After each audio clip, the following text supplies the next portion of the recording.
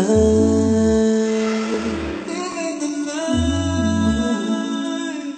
the life. Living the life. Please welcome Brother Habeeb Akande and Brother Mustafa Briggs. Assalamu alaikum, gentlemen. Alaikum. You're looking incredible.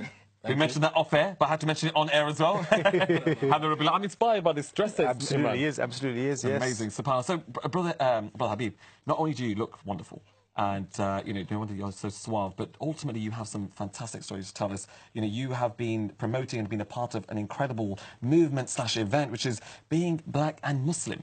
I mean, it sounds intriguing. Please tell us a bit more about that. Yes, it was a recent event which I participated. I was a panelist in the University of Birmingham last Thursday.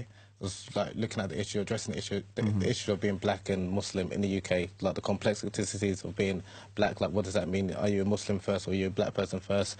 And also talking about the contributions which black Muslims have made in history. Because rather than just talking about the issues of racism and discrimination, we wanted to highlight the contributions that Muslims of African descent have made in history, not only for Muslims but also for non-Muslims. So it's a form of da'wah.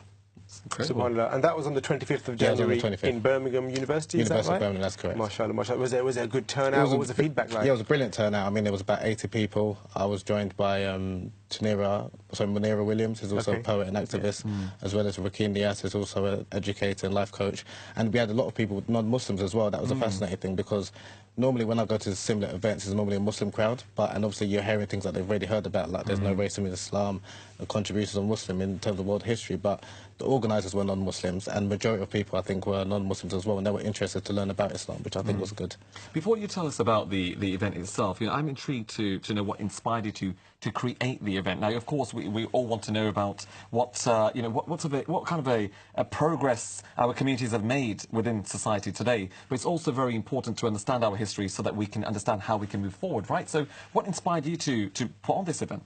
I think because there's a lack of representation of like Muslims of African descent, not only in Muslim communities but also in mainstream communities. So when you think about Islam, particularly in the UK, generally people think it's an Arab religion or an Asian religion. So I think rather than kind of complaining and talk about we need representation, as someone who's obviously a black Muslim, a Muslim of African descent, I thought, and I was fortunate enough to study in Egypt for 3.5 years, I thought let me try and share some of what I know about the contributions which like Muslims of African descent have made in history.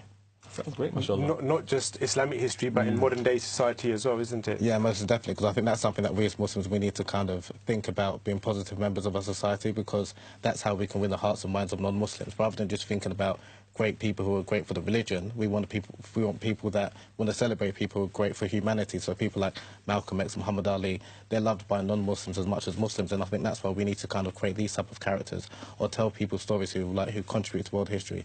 So non-Muslims, hopefully, they can kind of learn more about Islam and they can gravitate to our wonderful religion. SubhanAllah, SubhanAllah. So there were speakers, there were poets, and there was people talking about history.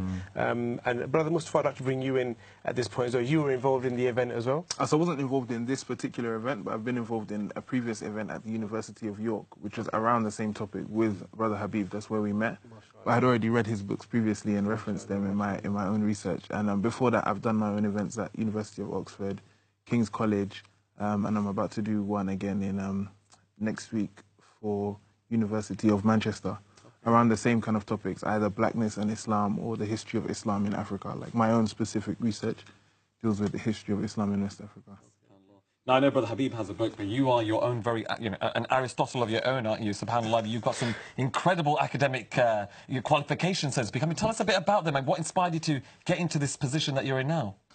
It was essentially just traveling. So, I traveled to West Africa a lot, and I used to see, growing up, how much Islam was a part and parcel of West African culture and West African life, especially where I come from, Nigeria, Gambia, Senegal, etc. So I went into trying to research the history of it out of personal interest. And then when it came time to go to university, I chose to study Arabic and international relations. So my course was 50-50, half Arabic language, half international relations. And then my dissertation project, I chose to do it on the history of Arabic literature and literacy in West Africa. Yeah, because before colonization, before French or English colonization, which most West African countries are English-speaking or French-speaking, the actual language of academia for over 1,000 years was Arabic. And people used to use not only classical Arabic to write academic texts, but also write their own traditional languages in Arabic script. So that's all part and parcel of African history that a lot of people kind of overlook. So my research was aimed towards that, and now I'm currently at SOAS. I'm doing my master's in translation. Congratulations. Thank you. Yeah, and my translation project will be around the same thing. I'm going to translate some West African Arabic Sounds pretty texts. epic. Yeah. So you've delivered lectures already, haven't you, and talks and stuff yourself? You're so young as well, mashallah. Yeah. I don't know if it's alhamdulillah. It's good. It sounds It's good. But fantastic. tell us Sounds something. brilliant. It's not, we don't want you to be modest right now. We want you to celebrate this because we want you to inspire our people at home, inshallah. So because I like the theme, the running theme of this conversation, which is that ultimately we're always moaning about representation. We're always saying there's not enough of us, so there's not enough Muslims out there, there's not enough ethnic minorities out there who are representing us in a positive way. So why not us? Why not we be those representatives rather? So that's essentially your inspiration. Yeah. And it kind of happened not by accident but by chance, essentially, because I was doing my research and doing what I was doing in terms of my studies, and I had a friend called Kyle Gray who was invited to a panel session about being black and Muslim. So he put my name forward and said, oh, he should come to the panel session with us. And that was at King's College. And after we did the event, it had such a positive feedback that other universities wanted to recreate the same event. So then that's when we went to Oxford. Then I was invited to University of York as well. And then now Manchester, I'm coming up soon. So it keeps on going. And I think it's a topic that a lot of people are becoming interested in. So yeah, if we're able to contribute to the discourse around it, then yeah, alhamdulillah. Great job so far, mashallah. That's absolutely correct. So a friend of yours put you forward, saw something in you, put you forward, and you grabbed the opportunity. And we're all kind of working in the same. We're all doing the same job and doing the same. Like just last week, you did an event with Munira Williams, and then the week after that, my friend who invited me to the original event, did the same kind of event with Muslim Council of Britain. So it's like we're all working towards that's exactly what it is, isn't it? You know, you'll do an event, somebody else will do an event, you'll realise that there's more people like yourselves, like-minded people, all trying to work in the same direction, and that's when you come together.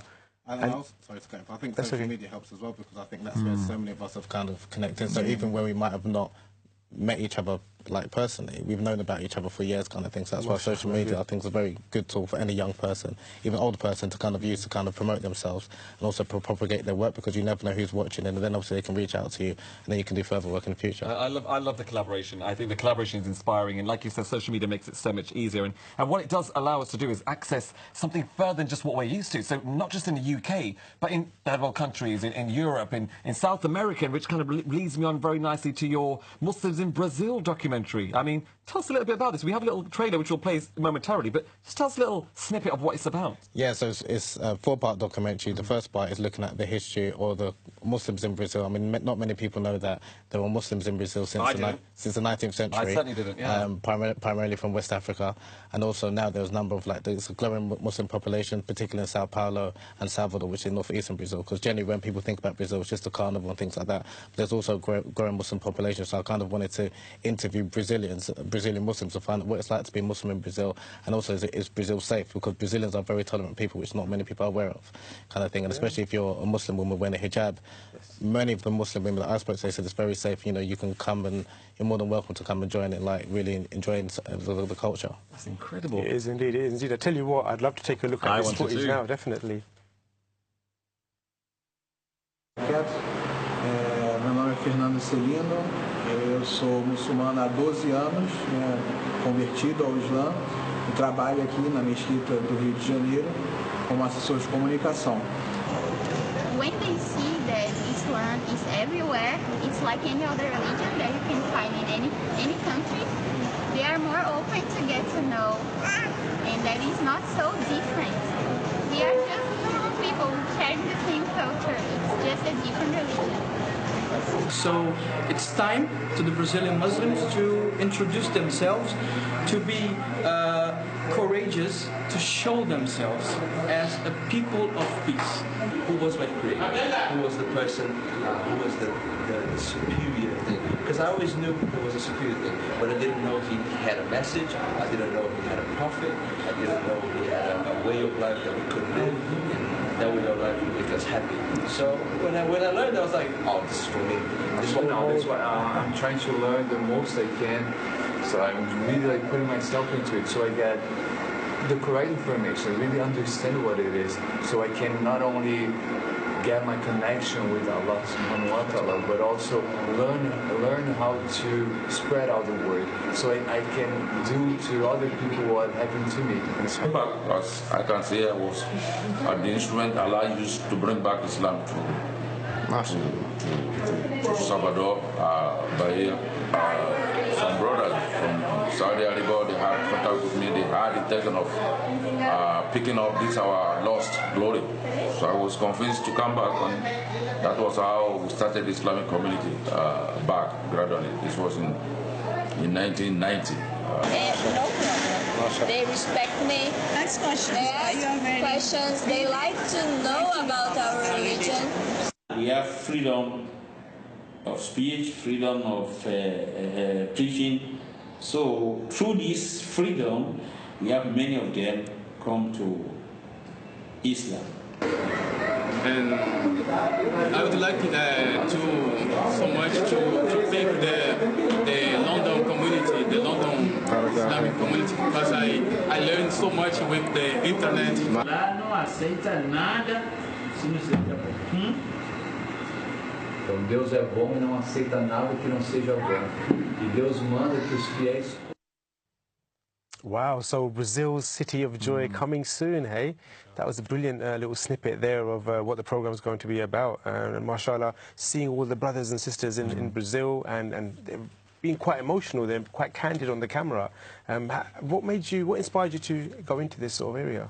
I mean, when I first went to Brazil in 2014, I'll be honest, I went for holiday, no intention of doing any research or anything like that. And then I went to visit one of the mosques in Rio de Janeiro. There's only one mosque, and then I spoke to a couple of people, and they said you should visit Salvador in northeastern Brazil because there's a lot of people of African descent. That's where I'm from, in Nigeria. So I went to Salvador, I went to the mosque in Salvador, and the community there, I mean, it's a close-knit community, but it's such warm hospitality amongst the brothers and sisters, and I thought, and again, when I came back to the UK, and then I spoke about, obviously, my trips to Brazil, a lot of people couldn't believe it, so I thought it might be a good way to kind of maybe document what I'm seeing, the same way you've got, like, historical Muslims, like Ibn Battuta, who wrote about, who documented his travels. I thought, let me kind of follow the same light, instead of, and again, seeing is believing.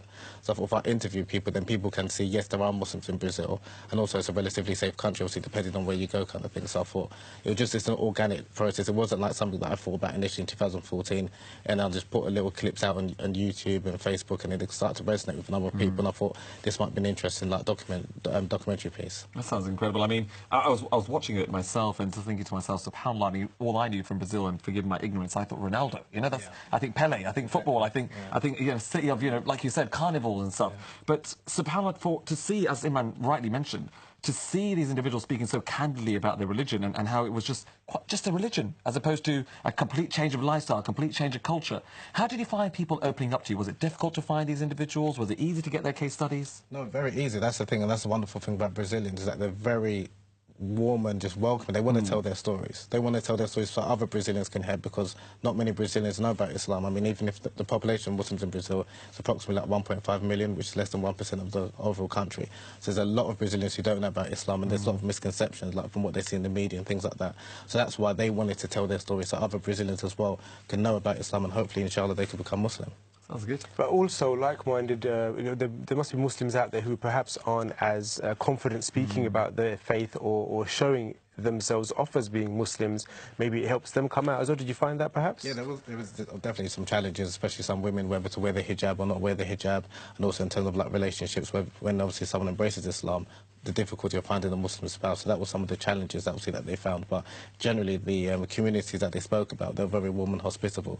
It was just some incidents of Islamophobia which they spoke about, but it's like the iman was so high that they just saw that those are the challenges, rather than just looking at the negatives kind of thing. So I think that's something that I took away from it, that even though you might suffer from Islamophobia discrimination, ultimately you've got the best thing that you can have, which is faith and iman in Allah subhanahu wa ta'ala. So I think when you've got that mindset, all the challenges that come your kind of way, you kind of look at it as this is just something that's kind of maybe can draw me close to Allah. So it's the mindset which I kind of took from them more than anything else. I didn't concentrate on like the difficult challenges that they have. Amazing. SubhanAllah, that is absolutely beautiful. Living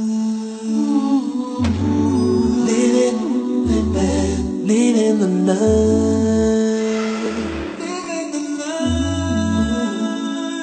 Living the life. Living the life. Living the life.